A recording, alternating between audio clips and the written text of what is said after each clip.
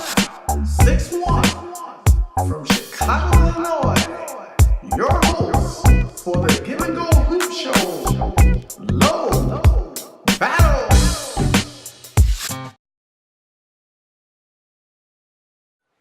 Hey, welcome back. It's the Give and Go Hoop Show. Unlike other people, I don't come on every week and say stupid stuff just for the sake of saying stupid stuff. So if you look at my last show and bring it to this show, you'll see why I'm here again. Because as I said in the last show, everything panned out exactly the way I said it would. And now it's the Dallas Mavericks versus the Miami Heat. And if you look at the date, you'll see I said it a long time before everybody else saw it was going to happen. But that's neither here nor there. It's the finals time, and I just want to touch on some different points that, from my perspective, of where I see the NBA going, what's the problem, how you fix it, whatever the case may be.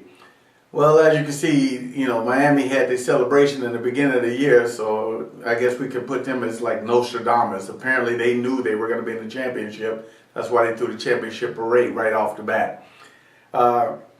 But that's neither here nor there at this particular time. I want to talk about why I believe they just kind of skated through the league like they did. And don't get me wrong, I'm not questioning their talent or ability. All pro basketball players can play basketball, so it's not, you can't say they suck. But you can say that the fabric of the NBA has changed.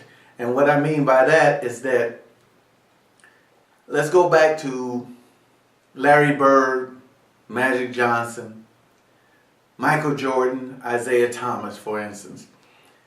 Back in the day, if a team would have came out like Miami did, and I don't care who they put together, if a team would have came out back in the day like Miami did and threw this big parade and did all the things they did, you could rest assured there would have been respect for the team, but a legitimate hatred. And that's the difference in today's NBA and yesterday's NBA. Magic had respect for Bird, but there was almost a dislike, or hatred towards, Boston and the Lakers. It was just, that was how it is. Isaiah and Michael Jordan, same thing. Respect, but a legitimate competitive hatred. And that's what's different. Nowadays, the NBA is it's just this freaking love fest where everybody is, hey, let's party, let's hang out, let's get our bling on, let's, da-da-da-da-da. But the problem is that Miami came out through this big old parade, and not one team in the NBA said, we're going to shut them the hell up. Because how dare you come in and disrespect the other 29 teams in the NBA like this your league. And that's basically what they did, is they came in and just punked the NBA, the entire NBA. They came in and punked Kobe. They came in and punked, Boston. They came in and punked. And I'm not talking about the regular season, how they won the games and they ups and they downs and things of that nature. What I'm talking about is that they basically came in, put this team together, and say, screw you, the rest of the NBA, we finna run this mother. The rest of y'all are too punkish to come in and shut our mouths and play against us with a respectful hatred to put us down. And that's why they basically have skated through that. Nobody is angry anymore. Nobody, is competitively angry anymore in the NBA. It's become just straight entertainment.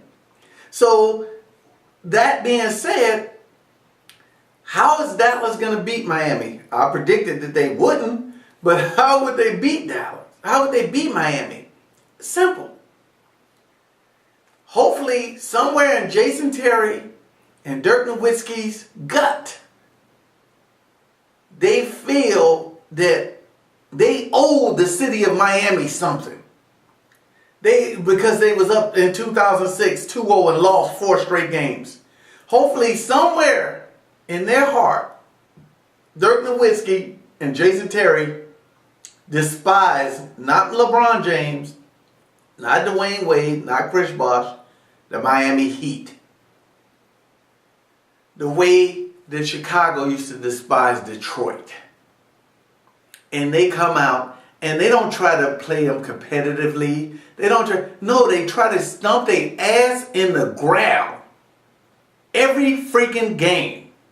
And if they don't come out with that fire and that intensity, that we didn't come here to play you, we came here to bury you, then all I can say is the NBA is a very copycat league. And if Miami wins this championship, the only reason I'm going to be happy, because I love, my favorite time of the year is the NBA draft. And I love, love, love to see shakers and movers and shakers and trades. Because you can rest assured the league is going to go crazy because they're going to copy Miami, and every damn player in the league is going to start trying to match up with other teams, and GMs are going to start, and Miami's going to become the standard. They're going to become the standard of how you put a team together. So nobody's going to want to play with their team anymore. They're going to all want to pair up and make these super teams. Maybe that's good for competitive reasons. Maybe it isn't. But that's pretty much what's going to happen. So Dallas, if you really want this championship, you need to come out and punch them straight in the effing mouth and make it happen. Life, love, and who forever. Peace. Monopoly, what you got? Racks on racks on racks. Racks on racks on racks. Racks on racks on racks. Racks on racks on racks. Racks on racks on racks. Racks on racks on racks. Got campaign going so strong. Getting brain while they're playing on the phone.